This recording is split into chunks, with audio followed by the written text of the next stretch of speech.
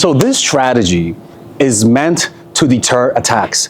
It's meant for people to leave you alone. It's meant for people to just submit to you without you even saying a word. You allow your reputation to do the dirty work for you. And the beauty about it is that you're not crazy. You're not. But you're playing crazy. You're playing. And now, when I say playing, what do I mean? I mean that you use craziness as a strategy to intimidate. You use craziness as a strategy to actually give you leverage. Don't you notice that crazy people in this society have more flexibility and more leeway to get away with things that normal folks wouldn't? I'm gonna give you an example. Donald Trump is a perfect example of that. No politician can get away with saying the things that he says without getting canceled, right? So because of that, one of the acts of craziness that he did was that he shot down one of Iranian's general suddenly, unexpectedly. And people were going, wow. They were like, yo, this guy's crazy. This guy is going to start a third world war. Well, what happened was that after that, Iran didn't do nothing. And what happened afterwards is that he established a reputation of craziness. Now, this reputation of craziness, you don't just do it for the sake of being crazy. It's a strategy. It's a strategy that's meant to terrorize the mind. It's a strategy that's meant to create an image of you in their mind that's larger than life. That's what fear does. Fear enhances craziness, enhances the level of threat and violence that you're able to commit to this person. So because of that fear, people tiptoe around you.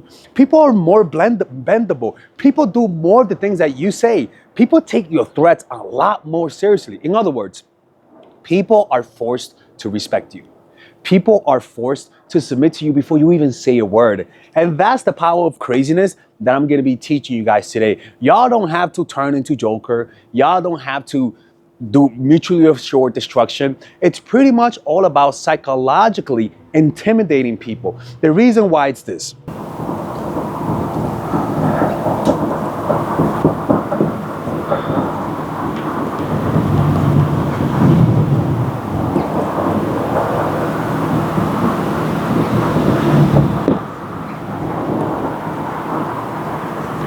First thing is that people are most likely to attack you, to try to use you, to resist you more, to put up psychological defenses if they think that you're weak. And how do you know that? Well, which is the next thing.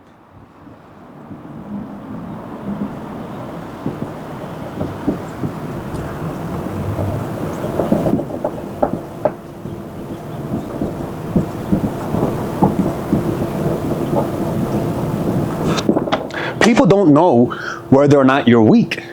They don't know of whether or not to intimidate you. They don't know whether or not they should resist you because you could be someone of importance. So because of that, they look for signs. And those signs are your past and present behavior. But also, it's your nonverbal cues.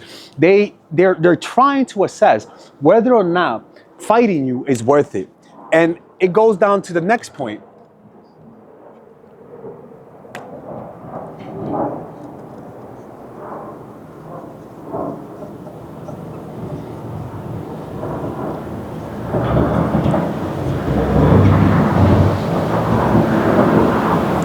And this is the core of what I'm talking about today. They are after quick and bloodless victory. Most people are cowards. If they know that you're gonna fight back, they'd rather leave you alone. Even if the attack that they do on you is more devastating than your retaliation, most people would rather leave you alone. It's not worth it. They're looking for people who will not fight back. They're looking for people who they could win without having to shed any bloodshed. So what we want to be able to do is to hide your weaknesses and create a powerful reputation by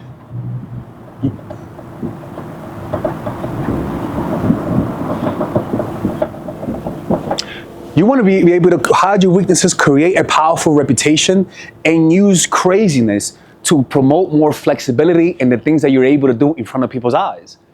And this is where a lot of people who care what other people think will never be able to use the crazy effect because they care too much to be disliked. And if you're the type of person that cares too much what people think of you, it's best that you don't apply this because you're gonna look awkward. So the first thing you wanna be able to do is an example of that is a Karate Kid, right? If you notice, when the Karate Kid in the last scene, everything looked normal until he went like this. And that kind of confused the opponent because they're like, what the fuck is that? He's acting crazy. What is that move? And how unconventional it was, it caused people to be a little bit more careful, right? Another example is when I play basketball, right? There are some people who have the crazy eye that when they talk, they're like, motherfucker, I didn't foul. That's not a foul. You're like, you know what? Fuck this guy. Okay, it wasn't a foul. They give up a crazy look, a look of insanity that causes people to back down. There is a look that people can strategically give out the crazy vibe that genuinely intimidates people into backing away, right? So with this video, I don't want you guys to go to an insane asylum. That's not what I'm talking about. I want you guys to learn how to use insanity or the appearance of self-destructionness as a tool to actually deter people from fucking with you, right? So let's talk about the first thing the first strategy. The first strategy is using surprise. Now, what do I mean by surprise, right? You surprise your opponent with a bold and unexpected action that contradicts how you look. An example of it is this. I remember I was playing basketball many years ago, and there was this one guy who just couldn't stop talking shit to one of my teammates. I didn't know my teammate. He was like this 16-year-old kid, right? And this guy just kept talking shit, right? Let's call him Luis, the shit talker, and Jose is my teammate. And so Luis just kept talking shit the whole time. And he literally would get in his face. He's like, yo, fuck you, bitch. And the guy wouldn't say nothing. Like Jose would not say nothing, right? And it was like right before the game ended, something happened. And Luis got in Jose's face. And yo, I swear to God, it was the most random thing. I never saw this coming. All of a sudden, you just saw pop, pop. Like, and the guy gets knocked out. Luis gets knocked the fuck out. And then Jose just goes back and plays defense. Luis didn't say shit for the rest of the game. Personally, I thought that Luis would fight him back, but because that punch was so suddenly, was so unexpected, that when he hit him, the surprise, not the aggressive action, but just the surprise, you not expecting this and not getting knocked the fuck out, made him back off ever since that. And from that moment on, he left him alone. And that's the surprise factor, right? Where you just snap. It's like the kid who gets bullied, and when he snaps, I promise you, when that kid snaps and pounces on his bully, that bully will literally become intimidated by him. A bold, unexpected action. So something that you could do is that sometimes you want to give the impression that you're sort of like afraid, right? So it's almost like they attack you, you submit. They attack you, you submit. They attack you, you submit. And then they attack it, and now you hit them even harder. Like, you sort of give them the impression that you are a quiet person in order to surprise them with a bold move. And this bold move sometimes doesn't have to be like fighting. It could just be in negotiation where everything's going great, you're submitting to them, and then all of a sudden you back off and say, you know what, I'm not liking these negotiations right at the last second, which gives you leverage. And they're like, okay, this person is backing off after we agreed with everything. Like, and it's the last second, we can't do that. We got to find a way to negotiate this. And all of a sudden you gain leverage. That's actually one of the to gain leverage in negotiations, right? Now, the next one is a counterattack. Counter threat with threat. What do I mean counter threat with threat, right? When they threaten you, what you want to be able to do is also counter back at them and threaten them as well, right? Let me read my notes. It says, threaten something they value. Don't hit them with all of your might at first, right? Hit them with small bites. Back off and then do it again, right? An example is a honey badger, right?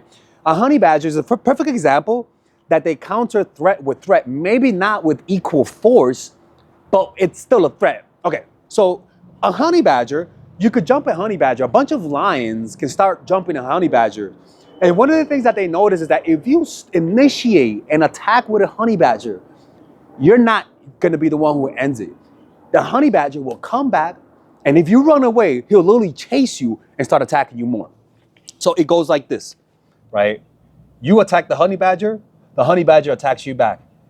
You attack him again, he attacks you back. You back off, he attacks you. You back off, he attacks you. You back off, he attacks you. And so the unrelenting pressure, especially if it's small bites, bite at a time, you not giving a fuck and just saying, fuck you, you want to keep going? I'ma still keep going. Yeah, yo, relax. It's been months. Why are you still coming at me? This shows people that you're fucking crazy, that you don't fuck around. So because of that, people and lions and most animals in Africa leave honey badgers alone because of that nature, right? And also because honey badgers, they don't just attack you, they attack you where it hurts. Lions know that they either one, want to bite their balls off, or two, they're gonna bite them in the mouth. And honey badgers have a powerful bite, and that bite can incapacitate a lion and kill them long term because it won't be able to eat. So because of that threat, once a lion gets a piece of this situation, they'll leave honey badgers alone.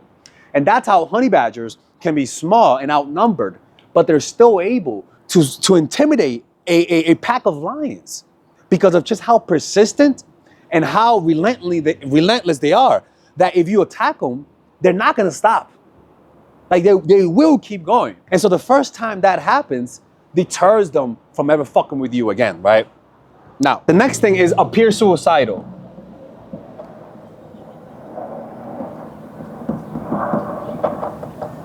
You're willing to bring everyone down with you. You're willing to die while trying to kill them.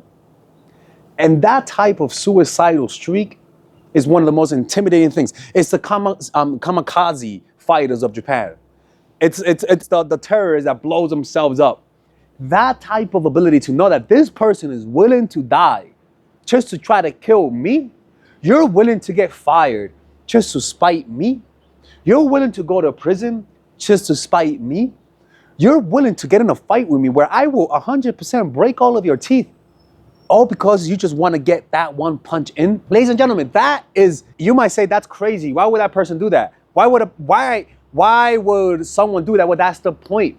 Somebody who's observing you, seeing how self-destructive you are, will not want to do anything with you. And that's the thing with crazy people. You don't fight someone who is willing to lose everything. You don't fight someone who is back down. They call that death ground strategies, where you have nothing else to lose. And because you have nothing else to do, you fight 1,000 times harder. And that is something that intimidates the mind, right? Because the mind will start to imagine, what else are you capable of, right? An example of that is that imagine you do a crime with someone, and this person wants double of the loot, right? And he says, "You don't give me double, I'm gonna tell people that we did this and we're both going to prison." And in your mind, you're like, and he'll say, "Well, you know what? I did prison one time. I'm willing to do it again. Are you willing to do that?" People, that craziness, that ability to just not give a fuck, you will get so much more in life than just being super careful and super submissive to people, right? Now, the next thing that you want to do is terrorize the mind. Now, what do I mean by terrorizing the mind? One of the ways that you threaten people and it penetrates the mind is to threaten them indirectly. An example, let's just say you're a husband and you're taking your wife for granted. And the wife, rather than tell you she's gonna leave, you overhear her talking with her friends that says, "Yo, man, I'm thinking of leaving next week. I'm not gonna tell him, but this is a little bit too much." He overhears that. That threat penetrates harder and terrorizes his mind more than if she said, "Yo, fuck you," for the 5th time, "I'm leaving you." It doesn't really do anything.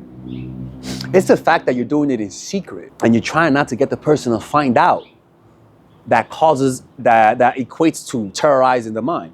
Now, why is that? Well, because it creates uncertainty. Why are you hiding it? If you're not trying to let me know that you're leaving, that actually means you're leaving. And it literally causes people to submit to you more. It gives you more leverage, right? So indirectly show that you are capable of destruction, like having your stuff ready to move if your partner is being disrespectful. Having others tell them of what you might do, right? Yo, like, dude, did you hear your girlfriend, your girlfriend talked to my girl, and I overheard that she's saying she wants to leave. That will cause him to become more terrorized at the thought of leaving than you letting him know that, right? Never threaten people directly. Show them you are preparing for an attack instead. Make their imagination imagine the threat. Only give them glimpses of it. Like Tarantino rape scene, for example. In the Tarantino scene, remember when the black guy got sodomized, unfortunately, right? And he was like, what you gonna do? He was like, I'm gonna get a bunch of niggas, get a bunch of flyers and torches, and go medieval on this motherfucker. And you can't, and he never showed what happened, right? The reason why he did that is because by not saying what happened, your mind will literally think of the worst. It may not be that bad, but your mind will literally say, okay, this could happen. Like it just goes to the most extreme. When you tell them what you're gonna do, it's not gonna go to its extremes.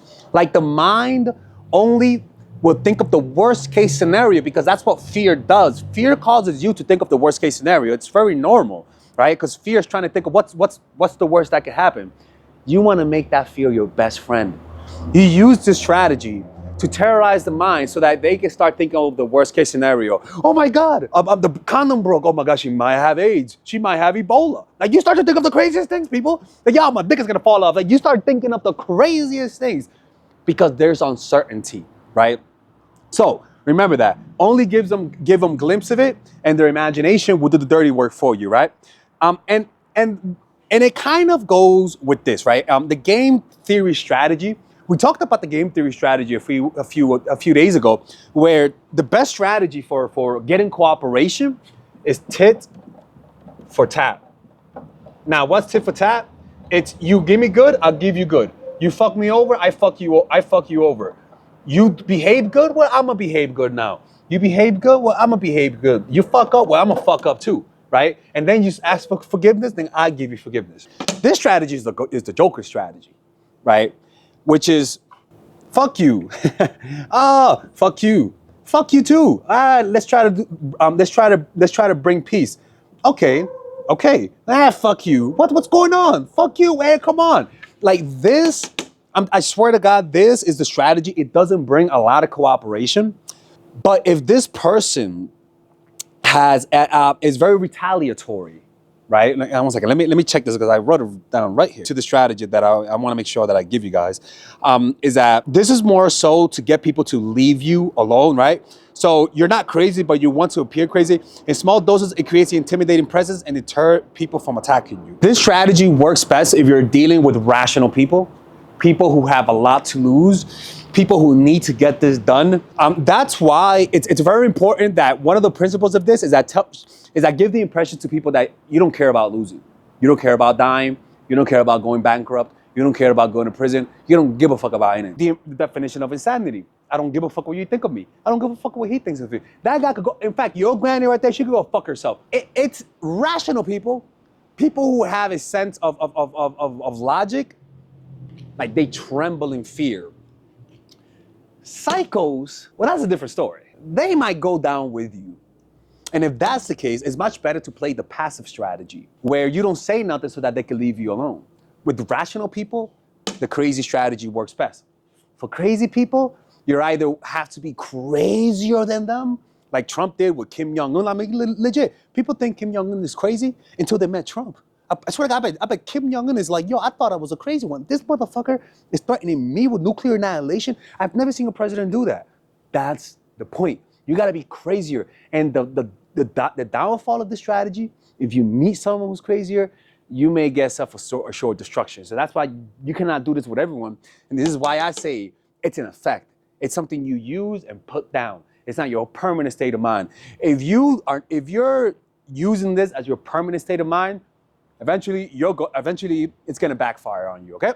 So remember, you use surprise. If you look weak, hit them with a strong attack. It's like if you're in prison and they think you're a little bitch, acting boldly and actually fighting the person who's trying to intimidate you is a surprise move that will get people to leave you alone throughout your whole prison sentence, right? Counter them with threats. They threaten you, then threaten them. Oh, you're gonna beat me up? Well, guess what? You want me to suck your dick like in prison? All right, fuck you. If you do that, I'm gonna squeeze your balls and pull them out. Like, I understand it sounds crazy, but if they think you're crazier than them, they're gonna leave you alone, right? Appear suicidal. Be willing to go down with the ship. And above all, terrorize their minds with uncertainty. Don't make your threats obvious. Let them hear your threats from someone else. And I can promise you, you will gain leverage in most situations. Anyways, take care. Bye-bye.